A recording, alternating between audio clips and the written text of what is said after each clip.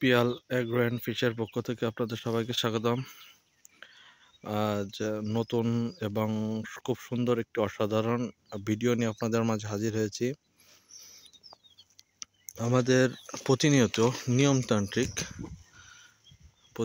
নিয়মতান্ত্রিক আমাদের কিন্তু মাছের কিছু ওষুধ প্রয়োগ করতে হয়, যাতে করে মাছ সুস্থ সাবলীল এবং সুন্দর থাকে।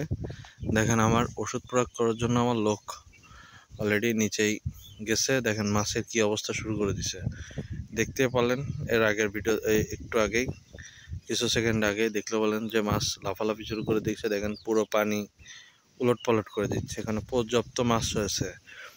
এই কারণে নিয়মতান্ত্রিক এবং সুন্দরভাবেতে ঔষধ ব্যবহার করতে হয়। আপনি যদি না করেন, আপনি প্রজেক্ট আকারে অনেক মাছ একসাথে চাষ করতেছেন, খুব সুন্দরভাবেতে মাছের ওষুধ এবং পরিচর্যা করা খুবই কিন্তু গুরুত্বপূর্ণ। এখন আমাদের আগের যে ডোজটি ছিল সেটা আপনার নিয়মতান্ত্রিক অনুযায়ী 25 দিন হয়ে গেছে। এখন 25 দিনে আবার নতুন করে একটি ডোজ শুরু করতেছি আমরা। এখন সেজন্য আমি সব ভিডিওটি ডিটেলসে দিচ্ছি। আপনার প্রথমে হচ্ছে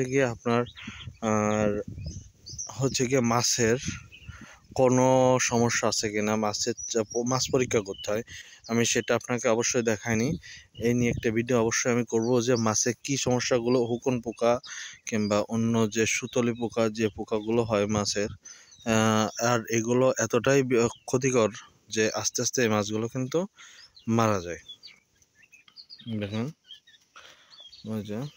ওই দেখেন ওষুধ দিচ্ছে, পুরো ঘের এইভাবেতে পানিতে নেমে ছিটিয়ে দিবে। যাই হোক, যে কথায় আসি, যে এই পোকাগুলো আপনারা কীভাবেতে বুঝবেন, এই নিয়ে একটি ভিডিও অবশ্যই আমি সুন্দরভাবেতে আপনাদের মাঝে আনবো। তা এখন হচ্ছে কি, এর ওষুধ প্রয়োগ করা হচ্ছে যাতে করে এই পোকাগুলোতে আক্রমণ না করতে পারে। হাঁস পোকা বলেন, তারপরে হচ্ছে কি অন্য অন্য সুতলি পোকা, তারপরে হচ্ছে উকুন পোকা জাতীয় যে পোকাগুলো আছে সেগুলোকে মাছ থেকে বের করে নিয়ে আসা। কারণ এগুলো মাছের জন্য ক্ষতিকর। এটা কিছুদিন হয়ে গেলে এই মাছটি যখন পুরোপুরি আক্রান্ত হয়ে যাবে, এই মাছটি মারা যাবে। এটি সামান্য একটু ছোট বিষয় হলেও এটি খুবই ক্ষতিকারক একটি জিনিস। আর আপনার প্রজেক্টের একটি মাছে যদি লেগে বসে এবং পুরো প্রজেক্টটি আপনার বানচাল হয়ে যাবে, কারণ যে প্রত্যেকটি মাছে হয়ে যাবে আপনার ওইটারে রিকভার করতে যে আপনার অনেক মাছ নষ্ট হয়ে যাবে, সময় ব্যয় হবে, অনেক টাকা নষ্ট হবে। সেক্ষেত্রে আপনি যদি নিয়মতান্ত্রিক ওষুধ প্রয়োগ করে থাকেন, তাহলে কিন্তু সামান্য কিছু ওষুধের মাধ্যমে আপনার এই সমস্যাগুলোতে সমাধান থাকে এবং আপনি আশা করা যায় আল্লাহ যদি রহমত করে এবং কোনো সমস্যার সম্মুখীন না হয়ে থাকেন, তাহলে কিন্তু এই সমস্যাটি হবে না। সেক্ষেত্রে নিয়মতান্ত্রিকভাবে এই ওষুধটি ব্যবহার করা অত্যন্ত গুরুত্বপূর্ণ এবং যেভাবেতে ছিটাতে হয়, আপনার যে জায়গা আছে সেই জায়গা অনুযায়ী নির্দিষ্ট ওষুধটি নিতে হবে এবং নির্দিষ্ট ওষুধ নিয়ে প্রথমে হচ্ছে গিয়ে, যেমন দেখেন সে কিন্তু মাঝখানের দিকে ছিটাচ্ছে না, পুরো চারিপাশে ছিটাচ্ছে। কারণ আপনি যদি চারিপাশে আগে না ছিটা মাঝখানের দিক ছিটান, তাহলে কিন্তু পোকাগুলো আবার বাড়ে উঠে যাবে, বাড়ে উঠে যে আবার কিন্তু আপনার একটু ক্রিয়া কেটে গেলে কিন্তু আবার নিচে নেমে যাবে, নেট বেঁধে গেলো, বাড়ে উঠে গেল। সেক্ষেত্রে আগে প্রথমে হচ্ছে চারি সাইড থেকে ছিটিয়ে তারপরে হচ্ছে মাঝখানের দিকে ছিটাতে হবে। এটা হচ্ছে সঠিক নিয়ম।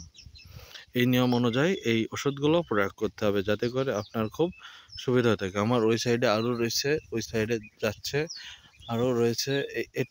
এটা টাইম হয়ে গেছে, সেজন্য কেন সবগুলো কিন্তু একসাথে টাইম হয়ে গেলে কিন্তু ওষুধ প্রয়োগ করা খুবই কষ্টকর হয়ে যায়। এখানে আমি একটু টাইম আপ ডাউন করে দিছি যাতে করে সেটাতে এবং চাষ করতে অনেক বেশি সুবিধা হয়। অবশ্যই আপনারা নিয়মিত এই কাজগুলো করবেন। অবশ্যই এরপরে কী ওষুধটি ব্যবহার করব এই নিয়ে আমি কিন্তু আমার চ্যানেলে পরবর্তী ভিডিওটি অবশ্যই দিব ব্যবহার করার সময় অবশ্যই। আর এই বিষয়ে যদি কোনো কিছু জানার থাকে অবশ্যই কিন্তু আমার কমেন্ট বক্সে জানাবেন, আমি সুন্দরভাবে অ্যান্সার দেওয়ার চেষ্টা করব। ধন্যবাদ সবাইকে। আর যারা নতুন তারা কিন্তু চ্যানেলটি সাবস্ক্রাইব করতে ভুলবেন না, আর ভিডিওটি শেয়ার করে সবাইকে কিন্তু জানার সুযোগ করে দিবেন।